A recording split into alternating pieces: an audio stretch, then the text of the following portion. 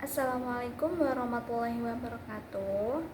Di video kali ini saya akan sedikit memaparkan mengenai Learning Journal pertemuan kedua Hukum Perdata Internasional. Langsung saja pada materinya, yaitu kami membahas konsep-konsep dalam hukum perdata internasional.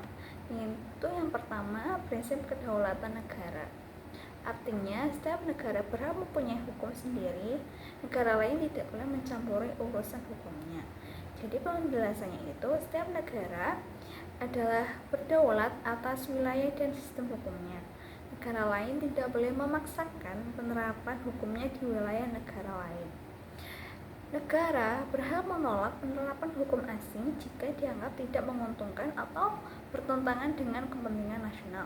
Contohnya nih, Indonesia menolak melaksanakan putusan pengadilan dari luar negeri lain jika putusan itu tidak sesuai dengan hukum nasional atau merugikan hukum di Indonesia. Lalu yang kedua yaitu prinsip locus delicti, yaitu artinya tempat terjadinya perkara. Nah, jika terjadi pelanggaran hukum, penyelesaiannya dilakukan di negara tempat kejadian. Contohnya, seperti seorang TKW asal Indonesia melakukan tindak pidana, misalnya nih pembunuhan di Arab Saudi, maka proses hukum dan hukuman dilakukan berdasarkan hukum Arab Saudi, bukan hukum Indonesia. Yang ketiga yaitu pengakuan dan pelaksanaan putusan asing.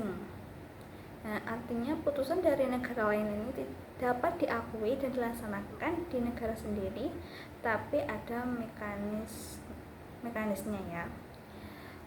Penjelasannya, jika suatu negara bisa mengakui dan melaksanakan putusan pengadilan asing jika memenuhi syarat.